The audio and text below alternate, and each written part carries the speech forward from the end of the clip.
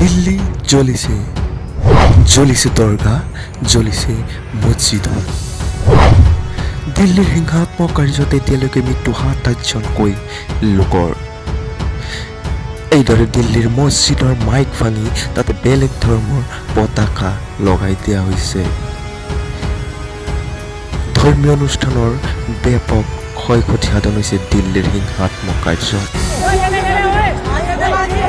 এয়া দৰগাৰ ছবি। দৰগাত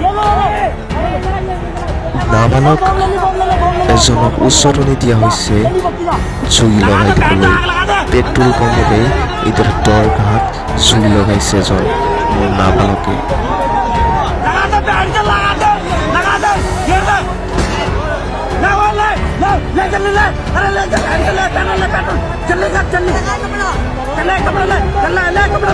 ইয়াৰ মাজতে বহুতে অভিযোগ উত্থাপন কৰিছে যে দিল্লী পুলিচো এনে কাৰ্যত সহযোগ কৰিছে।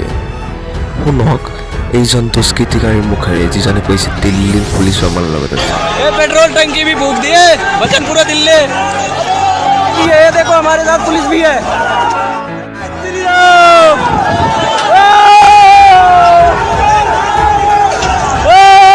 पुलिस प्रशासन जिंदाबाद।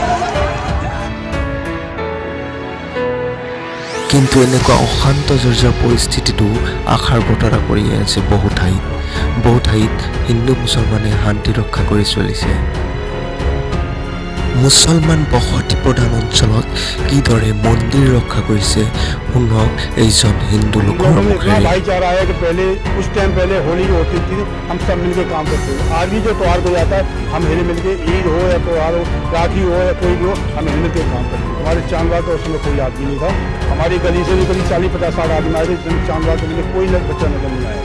मैं बाहर ही खड़ा हुआ।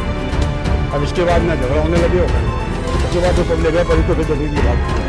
अब ये 70% तो मोमडन है, 30% हिंदू है और बड़े प्यार से रह रहे हैं, उन्हें कोई तकलीफ नहीं। हमारे मुसलमान भाइयों ने मंदिर पे अपना बहुत रक्षा की है।